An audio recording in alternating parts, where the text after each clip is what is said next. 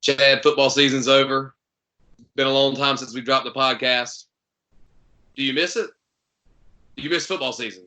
Oh, I didn't know if you meant the podcast or football Honestly, season. do you miss football season right now? Or are you like, it's nice having a little break? No, I mean, no, I was bored. Like we just started up our off-season program, and to me, it's basically like in season. I mean, I still don't get home until the sun's already down. So, yeah, I mean, I feel like I'm back in it, which is good. I was bored as crap. The sun goes down about 5:30 now, though, and the sun went Well, down. no, yeah, I'm not still at school. Come on now, don't act like obviously. No, but what I'm saying is like I don't have like until the off-season program started, I got done teaching at 10:55. What the freak do I do for the rest of the time? That sounds amazing. Yeah, it's good for like the first 2 days. And then it's like, I need to do something with my hands. All right, so how'd your season end? What round did you go to?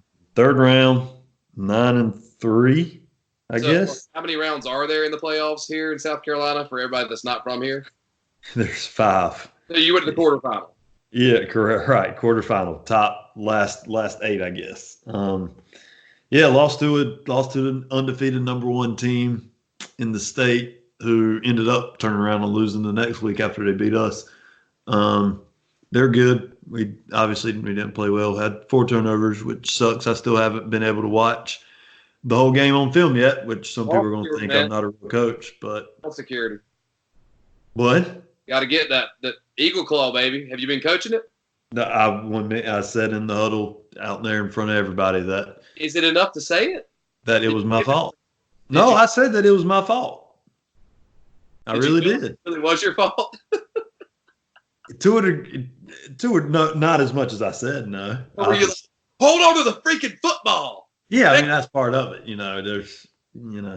We probably didn't do as much as we should have, and we tossed a kid a ball who dropped 2 or 3 throughout the season, and that's my fault. But he's also our best player, our best running back. So what do you do? Yeah, it also would have been your fault if they had done an onside kick and one of your guys dropped the ball. But sometimes people just, we didn't practice our onside kick return enough. You're a 1A football team. How much time do you really have to do every single? I don't know. I guess you probably have to do it during practice in other segments. It's probably hard to do every single facet of the game. We tried to take some time we had 2 bye weeks, and because in South Carolina in 1A, if you win your region, you get automatic bye in the first round playoffs, which we had. And then we had a late regular season bye. So we used both of those weeks to spend a bunch of time on turnovers. And then we also played some teams that, we knew that, as long as a nuclear bomb didn't get dropped on Lamar High, we were going to win. I mean, it's just the truth. I mean, we won our second round playoff game 64-0, and the team had -14 total yards.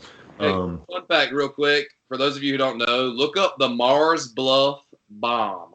There was an atomic bomb accidentally dropped out of an airplane near Lamar High School. Mars Bluff, atomic bomb dropped by the United States, did not go off, but if it had, the entire world would be different. So, yeah, it's near Lamar High. Just wanted to let y'all know that. If there's anybody out here who likes history, search it. Mars Bluff bomb. Go ahead. So y'all Google it. Yeah. No, yeah, I mean, we felt like we should have won. And a lot of the stats we won outside turnovers, we have more yards per play and some stuff like that, but they converted a bunch of 4th downs, and we turned it over, and they beat us, and they deserved to win, and we didn't. Good.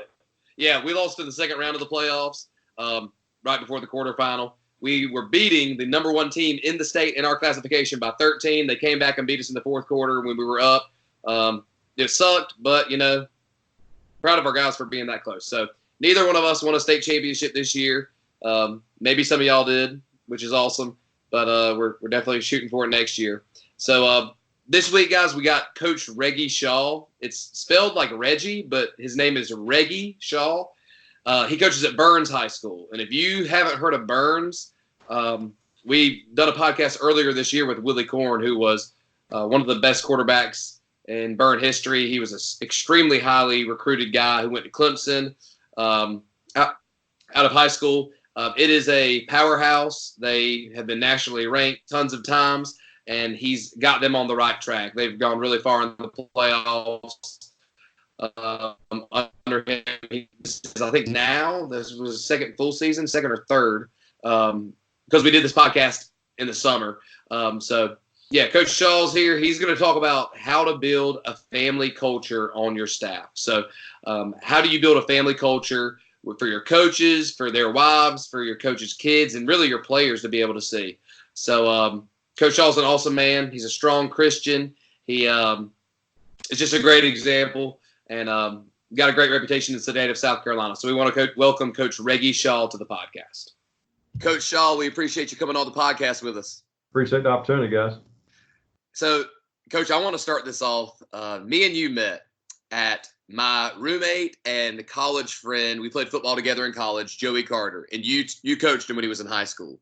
And I will tell you, that night I was getting it on the dance floor. I was singing, I was dancing, and I'm just curious, did that make you view me as less of a ball coach? Or did you just know, he's an offensive guy?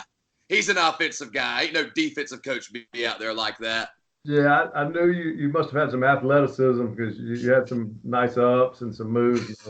I figured you demonstrate pretty well on the field showing those moves. Man, I got worried there. I heard you were there, and I was like, "Oh my gosh, we got a ball coach in the house. I gotta tune it down a little bit, man. I gotta show my tough side." But I thought it was a cool way to meet. You know, we got to conversate that night, and it was right before you took the Byrnes job. But I think you were at AC Flora right before Byrnes, right? Yeah. Joey was a great one, man. Enjoyed being there for you guys. That was a cool setting. Yeah. That was a good night. Coach, so we want to talk to you about building a family culture on your staff and the importance of that. I know that's something that you do, and I think it's very beneficial for anybody that's a head coach or aspires to be a head coach to learn what that means and the value of that. So I just want to ask you here, why do you think it's important to create a family culture on your coaching staff? Well, first and foremost, I've learned the hard way, like most of us, made a lot of mistakes along the way, but I've had some great mentors along the way as well. But, I think if you build that family culture, number one, you're going to have a tighter group that's going to fight for you and with you.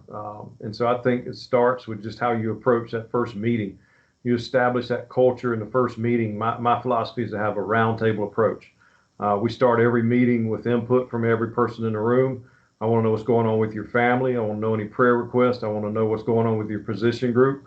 I want to know the temperature of your group and then any concerns that you have. And so we lay it all on the table, and that's how we start. And sometimes those are fun meetings. Sometimes they're not so fun. But when we leave there, I want every heart to be clear, and I want everybody to feel valued and everybody to feel like they have input, because ultimately they do. We're only as good as our assistants, and anybody that thinks they're a one-man show will find out the hard way they're not going to be successful.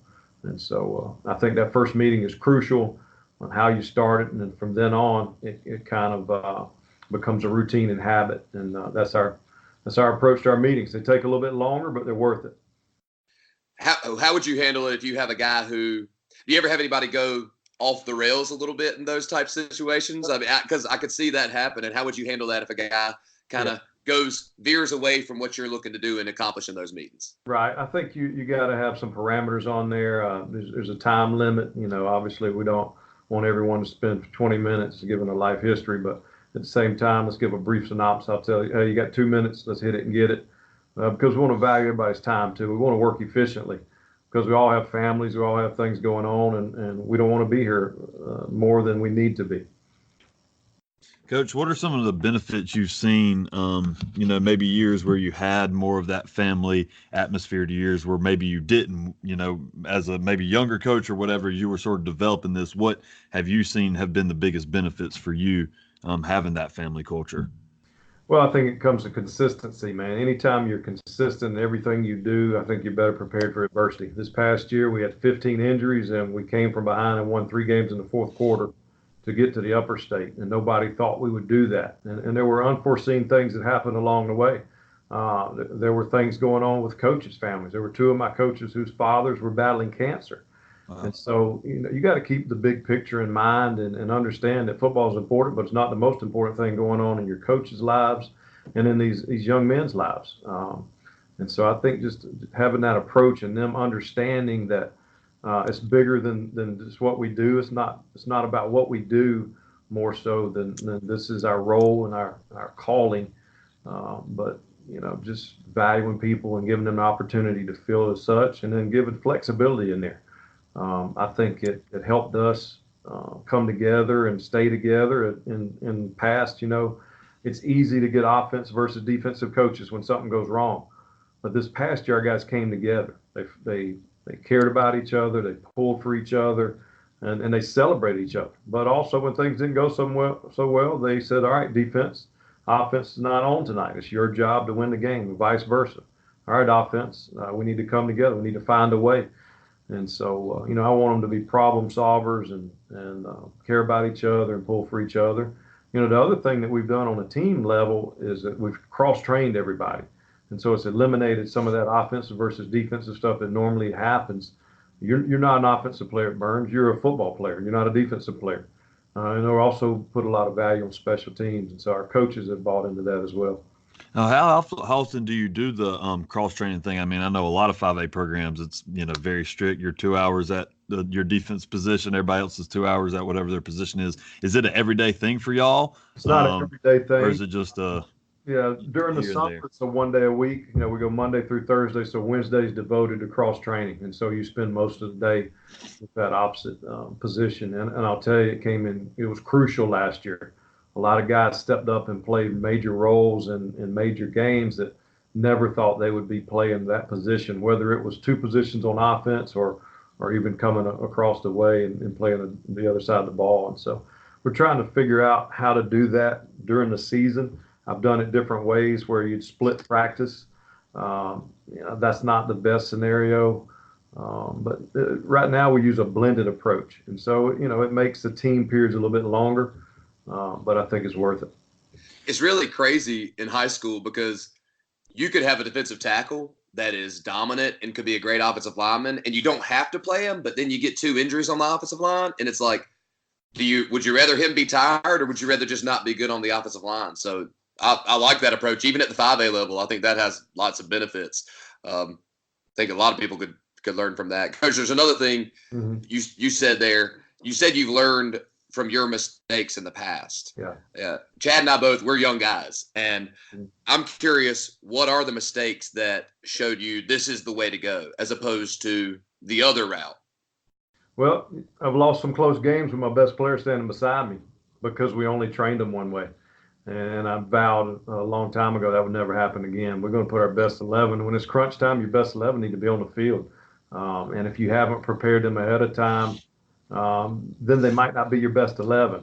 And so it requires, the challenge for our coordinators and our position coaches is keep it simple enough so that guys can play both ways and then find ways to utilize them. And it might be a situational deal. Last year it was more of a goal line type deal where that we felt like we needed to bring some defensive guys in, and that worked well for us. So every year you just got to look at what your needs are. We got stopped my first year here on the 2-yard line for basically keeping our offensive guys in. I learned a lesson then. That won't ever happen again. And that probably cost us a close game. And so you learn some hard lessons, unfortunately, when you lose more than when you win. With you at Byrnes, this is a question that we've asked some of the other coaches we've had on. Byrnes is it's a program with a lot of tradition, obviously. I mean, it's probably as much tradition as there is anywhere in South Carolina, maybe anywhere in the country. How do you, I guess you can answer it in 2 parts. How do you, as a person, personally deal with that kind of pressure? People expect you to win. They hear Byrnes, they expect success. And then is there anything you do with your staff in particular to sort of shield them or whatever when it comes to community pressure to be successful? Yeah. Well, to me, I don't look at it as a negative. We have high standards for ourselves, and I have as much pressure on myself personally as I do from anybody outside. And so, I try to keep it, again, it's about perspective. This is not just who I am. It's what I do. It's what I'm called to do. And I try to keep that big picture mentality all the time. We're not going to win every game. We're going to try and do everything possible to. But I want our fans to understand as well that we're preparing men for the future. We won't know how successful we are until 10, 15 years from now when these guys are out in the community. And so, just trying to publicize that. This role has become more of a marketing person than it has in the past, with the use of social media. And so, we're doing a lot in the community. We do service hours every year. We work with food pantry once a month where we serve there.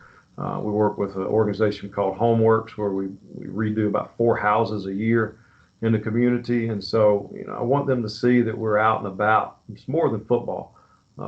And the community appreciates that. I think our GPA was a 3.4 during football season, cumulative for our team. And so, I want to put that out there. Our guys are getting opportunities because they're taking care of business in the classroom.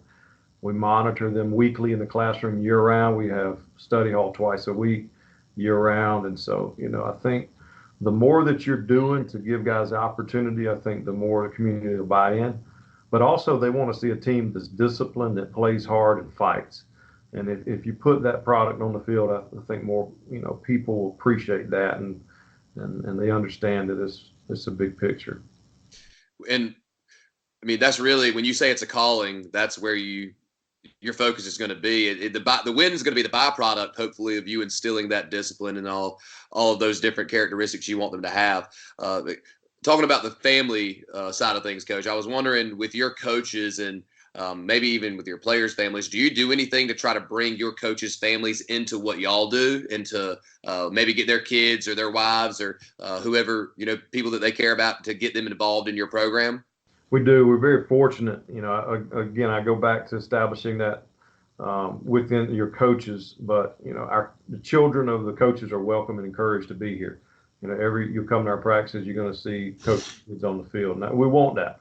Now, with that, that puts a little more pressure on our players, because I tell them you need to be watching your mouth and what you do, because there's little eyes on you. But that's one thing. Families are valued, and if your son is playing a little league game, I don't expect you to be here more than you need to be. If you need to leave practice 10 minutes early, that's okay. It's encouraged, and we work around that. I'm going to leave early to be at my own children's things. Don't miss those times, because you don't get them back. I've learned that the hard way. Made a lot of mistakes and have a lot of regrets. And so I tell my coaches, I'm not going to have any more regrets because of something that I determined or put on you. And so, working efficiently, they grade film on their own. As long as it's done before we meet on Sunday afternoon, you can stay here Friday night. Some guys do that. Some guys go home and grade it, on Saturday. Whatever you need to do, just get your work done at home. It's tough to turn that film around and grade and then watch the opponents by Sunday, but be smart with that. Make each coach take a week off during the summer in addition to the dead weeks. Go somewhere with your family. Have a lot of wise coaches on staff that hold me accountable too, because I'm not the best at it, to be honest. And I encourage them. I tell them, you have a right to check me, hold me accountable. One came in this morning and said, you need to be where your feet are.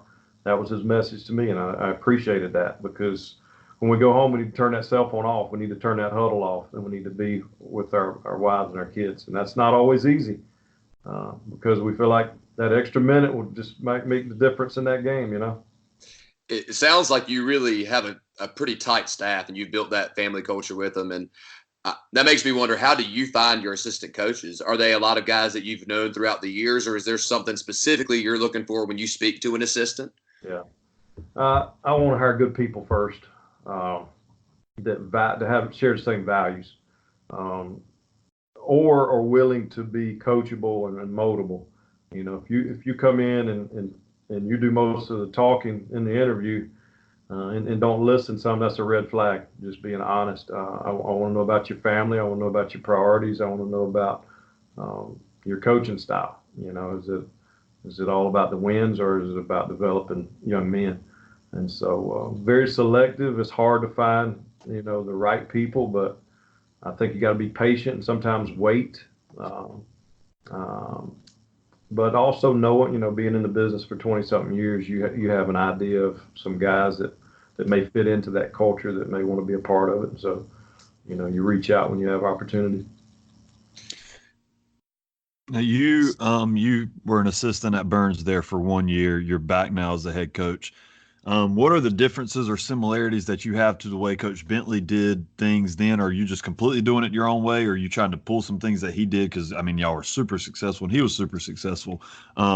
And maybe, hey, I'm at Byrnes now, so even though I've been a head coach for a long time, I am going to do this because Byrnes is a unique situation, or is it just I'm going to do my own thing the way I've always done it? No, no, the situation was really good. So we've tried to bring some things back that he used. You know, some other schools around here have caught up. Byrnes was a trendsetter and was light years ahead of some others, and then they've taken that and duplicated it and caught up. And so we've tried to kind of reinvent ourselves somewhat, but holding true to our traditions. And so we do a lot of the same things. But you know, you have to adapt as well. You know, I tell my coaches, you can either adapt or become a dinosaur, and we don't want to be dinosaurs. And so constantly evaluating, looking at what works best for our guys. You know, Byrnes has changed since 2006, just like every other school. Our culture in general has changed, and so we have to constantly seek ways to relate to our young men, to promote the discipline and belief system that we want to instill in them, and to help them to see the value in that. The youth program around here is still one of the best in the country. We have about 300 guys playing football ages 6 to 12. Our middle schools are thriving, and our C team is thriving. So the future we feel like is bright. We just have to continue to be proactive and intentional, and not get complacent. You also spent a year coaching in Skeezy. You spent a year or a couple of years at Ben Lippen, which is a private school in South Carolina. And there's definitely, I make fun of Joey sometimes, but there's just a difference between the public school teams, especially at the level like Byrnes, and at a Skeezy school, and just the athletes you have. Yeah. Is there a big difference between your approach preparing in a season with the type of players you would have at Ben Lippen as opposed to Byrnes? Is there a difference in the preparation for that and trying to get those guys ready to play in a season, or do you just take the same approach you take at Byrnes with those other guys who may not be as athletic? And Yeah, I think you approach young men all the same. I mean, boys are boys, man. You got to meet them where they're at first and foremost. Evaluation's huge no matter what level you're at. You know, there was a lot more playing both ways probably there, and so the preparation and as far as the conditioning was crucial, but it's crucial here too. I mean, you're playing against great opposition every week, and so you know, there's some similarities, some differences. I think you approach them both the same though initially, and laying down those foundations or core values. We've always had core values that we believed in and stressed, and feel like if you don't have a strong foundation, you know, it doesn't matter about the talent. The 5 values that we put are love, believe, discipline, work, and grit. And so those 5 are still, I think, valuable no matter where you're at. Now, I first want to make sure that this is true. I've heard this, you start lifting the day after the season's over? Some days we give them 2 days off. Oh, yeah. Hey, we got a big this year, fellas. We get to relax. Bill Belichick, Nick Saban stuff right there. Year round, Coach. So what made you, I mean, did you always just do it that way? Just like, so you've just always done it that way? That was what they did when I was here in 06. And okay. That was, you know, and it's changed too now. Now you got the dead week in the first week of July now, and we have the most in class. And so, you know, I need to clarify that. We're very blessed and we have them in class. Right. And so I'm seeing them every day, and that's just kind of what they've come used to. We'll go 4 days a week in the cold months. We'll go Monday, Tuesday, Thursday, Friday, and we do some team building on Wednesday.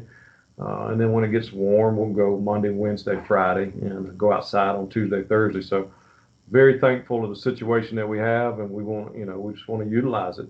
And that allows the guys to play multiple sports after school or work. But, you know, we feel like we're going to outwork everybody and control what we can control. Right. It is different if you have them in the class, too. That does make a difference. But what's the atmosphere? Just curious, what's the atmosphere that day, let's say this past year after you lose in the playoffs? What's the weight room atmosphere like that day when they come in?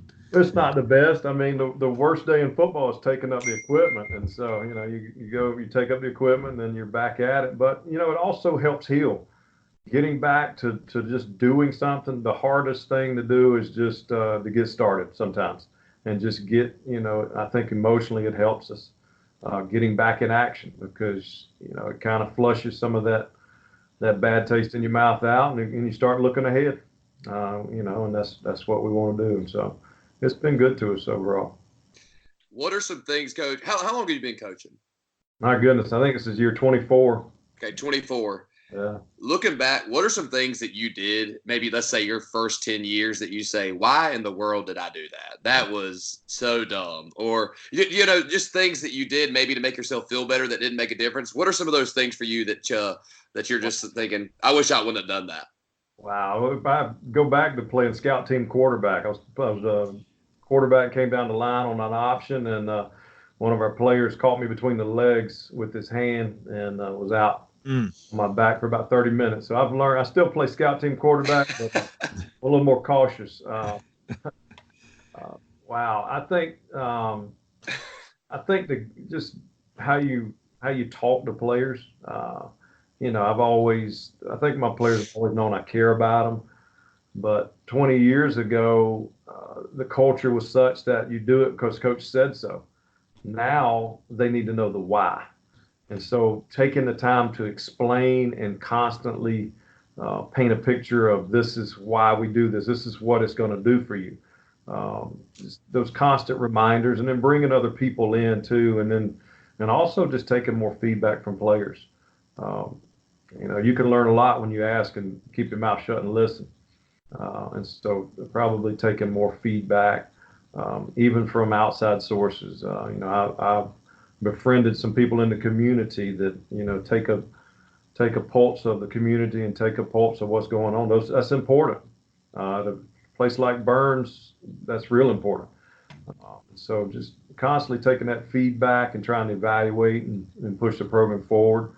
I think overall is probably where I'd start. I've had a coach tell me one time, it was actually in an interview back when I was an assistant, say, you can't act like you're the smartest person in the world. That's the biggest mistake you can make. As a head coach, really, is what he was talking about. But if you act like you're the smartest person in the world, there's just so much more that you can get done if you bring in every stakeholder. And I mean, that stakeholder is like a buzzword in education or whatever everybody wants to use. But if you bring everybody in, and that includes players, it'll end up getting shaped in a way that it might not be exactly what you might have had in mind, but it'll be what's best for the situation. And I think a lot of people, me, it would definitely be included in this. You just have this vision of what you want, and a lot of times it's so easy to block everybody else and just be on a one train or one track thought instead of bringing in everybody and trying to make it the best it can be for its own individual unique situation. Right.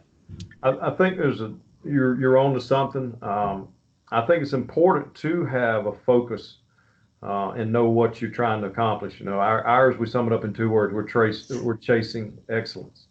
We're chasing greatness is how we define it. And so it always goes back to that. And I think that's your filter. Is this something that's going to help us chase that greatness? Is this something, these decisions that I'm making in the big scheme of things? And then getting input from others. But at the same time, also understanding that you don't listen to all the noise out there either. Yeah, don't listen to everything. Lord, no. There's a lot of interest out there that are interested in themselves first, and you have to use that filter, that discernment, and that wisdom, and then seek multiple sources of wisdom, and then look at what they're saying and how you can use that. But the biggest thing, too, is they'll provide insight into things you didn't know about with your own players. Sometimes you want to know about it, and sometimes you don't. But yeah. Insight's always good, one way or the other. How do you get your players to give you insight to their point of view on things? Because I know for some people it might be like, shoot, I don't want to let my players run the program, but right. I think there's a humility in doing that. It does take some humility to ask your players, hey, what can we do better? Do you just kind of try to find those good leaders on your team that will give you good feedback? Yeah, and when we come back in January, each position coach nominates one or two players to be on our leadership council. And we start meeting in January once a week with those guys. And those are the guys that we feel like we can trust to take their input, but also to spread the information and message that we want to put out there as well. And so in those closed door meetings, they can bring it to me. I tell them, you can say anything to me as long as you do it in a respectful manner and do it the right way. Most of the time, that's behind closed doors. Out in public, you got to be careful. When team meetings, there's times where we will check somebody in a group setting, but I think you got to be careful about that. I don't think that should be the norm. I think that should be the exception to the rule, because you want your whole team to feel like they can trust you and that they're valued and that they have input. But the job of that leadership council is to take the pulse of the team and to survey the team and to bring issues to me, but also to try to squash some issues as well. The best leadership comes from internal. And if you got your players leading, man, your culture is going to benefit greatly, I believe. Coach, I want to ask you this, and just wrapping it up. You've been coaching for a while. You've been a head coach now for a long time. Let me ask you. You don't have to say the greatest assistant coach you've had, but what qualities define the greatest assistant coach that you've had? What are the qualities that make a great assistant coach? Because I think everybody thinks about the next job instead of living. I've heard people say, be where your feet are, like you just said earlier, and be great at what you're doing right now. Dabo Sweeney says that. Like, how can I be the best assistant possible? And how can anybody listening to this be a great assistant? Wow. That's a great question. I think first and foremost, it starts with your attitude. You hit the nail on the head, Chad, with not being a person that puts a persona out, everything. I think showing humility, being loyal. If I can trust you to do what you're supposed to do on the field and off the field, those are kind of people I'm going to look to promote. I love to promote from within. I know what I'm getting. I know what I've invested in you. I know that you've heard the message. And the fact that you've been here a while says that you believe in what we're doing and you believe in how we're doing it, because we work hard. And so, you hit the nail on the head too. Be where your feet are. If you're always looking for a job, and I hear rumors that you're out here, if you tell me up front that you're interested in this job, I'll do everything I can to help you. But if I find out on the back end that you're out there fishing and providing information on us, then we got a problem. So loyalty is huge.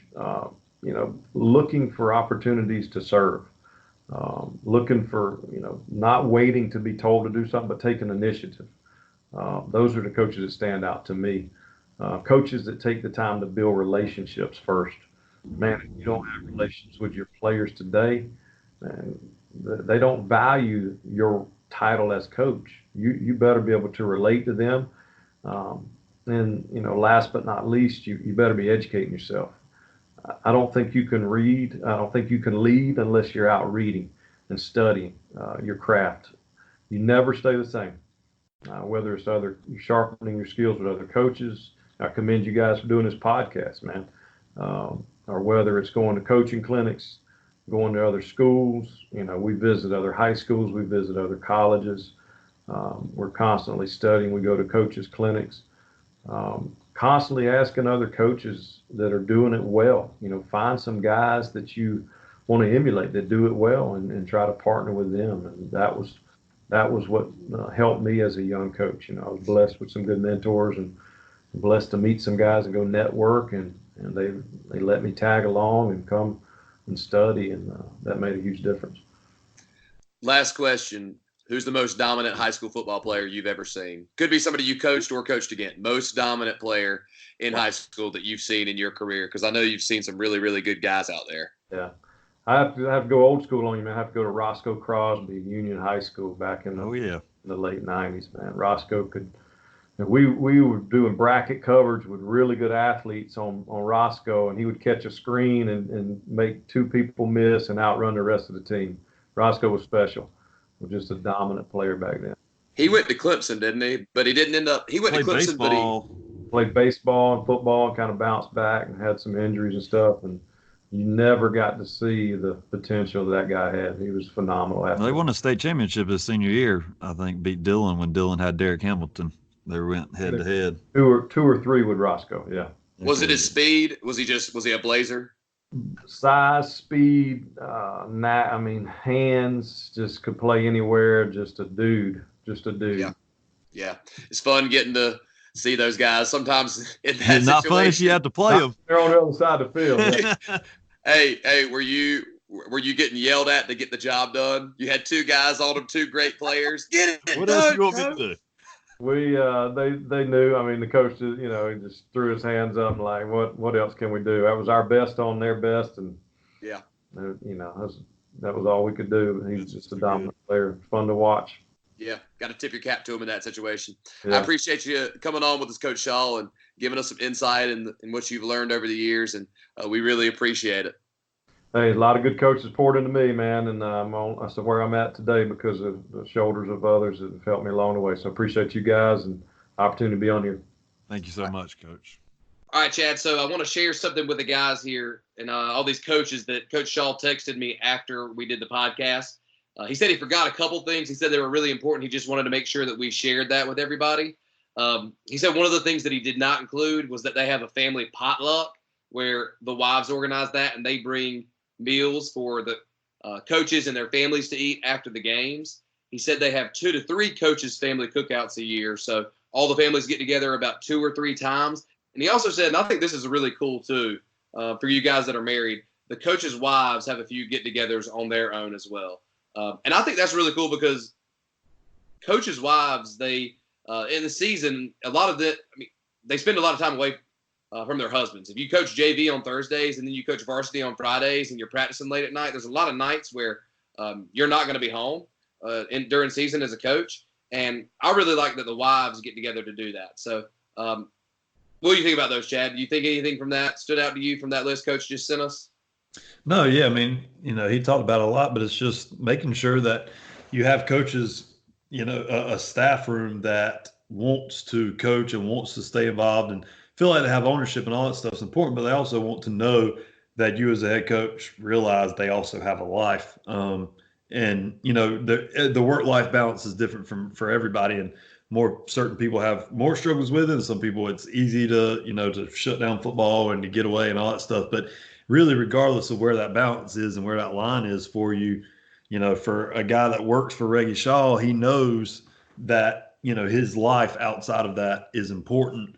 And he can go do the things that he needs to do outside of football to take care of his family. And that's really important for anybody because that makes the coaches want to perform better. And it just raises everybody's quality of life. Everybody's happier. And it just helps your program all the way around. So it's really important. And the other thing, too, is just the fact that there's a reason Reggie Shaw is a head coach at Byrnes, which is, one of the very, very top programs in South Carolina, which is obviously a great football state and everything. And is because he's the kind of guy that gets done with a podcast interview and sends a text about, I forgot these things that I love about, making my program feel like a family. I mean, that's not an accident. He's the kind of person who would he keeps thinking, he's always trying to think about ways that he can do things. And he's, a good enough person. He wants to share those things and help people out. So, all that was evident in the interview, but, he's a great guy and they've got a great program. And there's a lot of stuff there that I feel like a lot of us coaches need to learn from. And he would probably say that he needs to learn from some of his own stuff as far as struggling with work-life balance and those kinds of things too. But it's important. Coach, almost everybody. Yeah, for sure.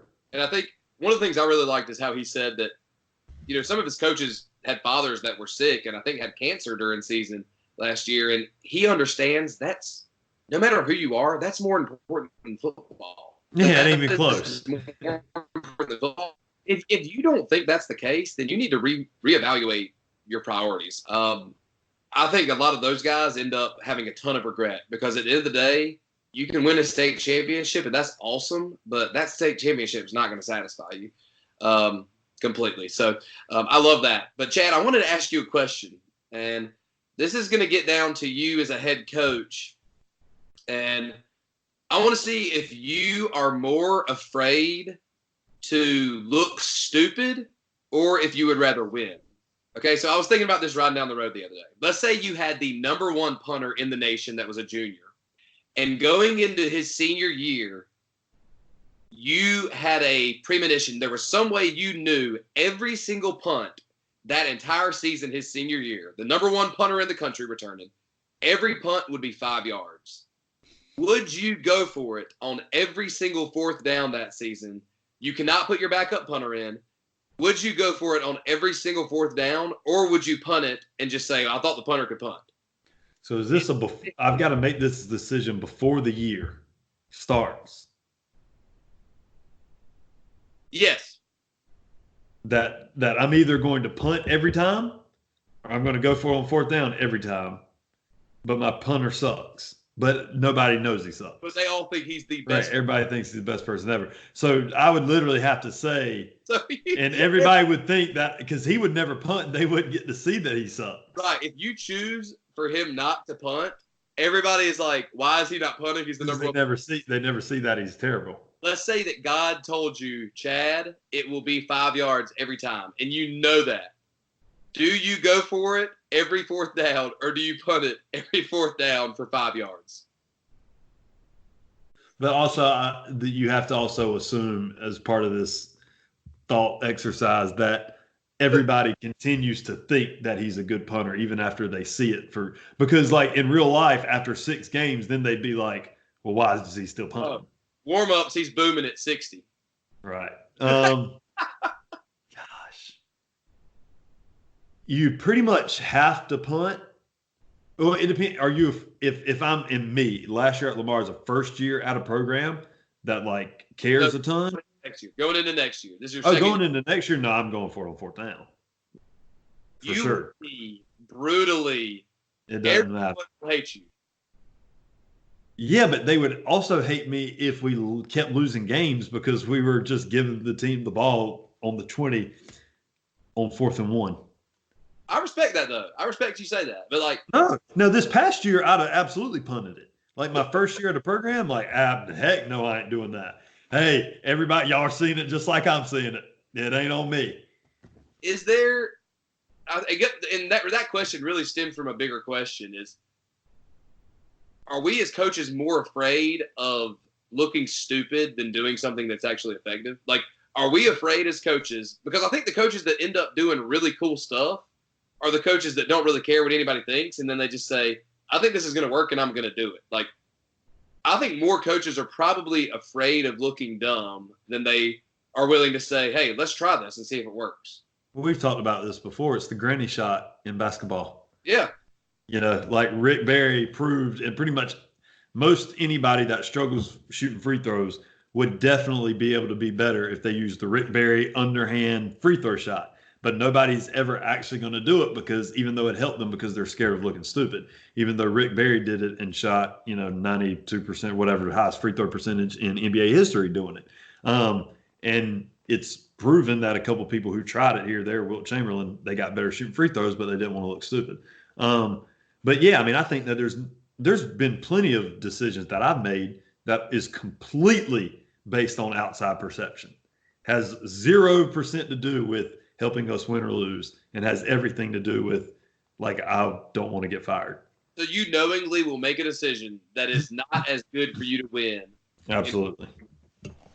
Absolutely. Man. You have to. Because at the end of the day, you can say, well, I made the safe call. Yeah, but you've got to do whatever allows you to keep your job to the point that you have enough job security, then you can do whatever you want to do. Bill Belichick, 20 years in, can do whatever he wants to do. Had he lost there for 2 more years and continued to act the way he was acting, he'd have got booted like he did in Cleveland. Like anybody. Like, if I win, 3 state championships, well, now I'm set. Now I can make all the decisions based off of what I want to do. But you've got to establish basically complete job security before you can start doing that. Or, anybody can do what they want to do. Me, I'm not going to risk getting fired, or not even getting fired, but I'm not going to risk taking heat for just because, like, not until I have a whole lot more job security. What does that feel like for you, taking heat? Like, how do you handle taking heat because you're a young guy. Like, people will say things like, what's that young buck doing? He don't know what he's doing. Like, is that Is that hard for you seriously, or is it just like whatever? No, I mean before I became a head coach, I would see stuff or hear like stuff, people yelling at me in games that has zero effect on me, like absolutely zero. Like if anything, it almost like it a little bit. Like I'll turn around and look at them and make sure they know that I hear what they're saying. Like I'll go like in our last playoff game that we lost, like I was getting ripped by this one section that was like standing on the fence down like a little bit away from where the ball was. And so I walked down there and stood right beside them so that if they were going to talk to me, they were going to have to talk to me. Like you ain't just going to talk to me. You're just not going to talk to, the back of somebody's head. Like you talking to me. So I kind of like that part. The stuff that honestly is weird that I won't say it hurts my feelings. That's weird. Shut up. You can have feelings hurt. It doesn't, but that isn't really the right way to describe it. Yeah. Mad's not really the right way to describe it either. I'd say annoying probably is the right way to, like the thing that annoys me more than anything is like seeing stuff on like, and I don't seek it out, but like something popping up on my Facebook feed about me or like a backhanded compliment. It's like, okay, like you're yelling at me in the heat of the moment. Like I get that. But like on a random Tuesday afternoon, you're thinking about me and thinking about how I suck. Like that's when it's just kind of like, and you're going to put that out there on Tuesday. Like that's when it's kind of weird. That's like that's what gets to me. It hurts. Come on. I don't know if hurts is the right word, really. Be vulnerable. I really do think annoying is probably the best way to describe it. It's like, why do you have to do that? Would be like, that's what I think when I see it is I don't sit there and think like, oh, I'm sad now. Like I'm sad because we lost. I'm not sad because people are mad about it. It's annoying. It's like it pop-ups on my feed and why are you doing this on like you don't have anything else better to do on a Tuesday afternoon than think about me and my job? Don't you think that Jimbo Fisher thinks the same thing whenever you were saying that you hated him and he was that's the thing. Does he? I don't know. Do they? Willie Taggart. But I think they probably make so much money that they're like, like how bad is it to be Willie Taggart right now? You just got balled out. How much do they pay him for him to leave? I bet it's just it's not as bad, but I bet it still gets to them. Yeah, like nobody wants to be told they're bad at their job.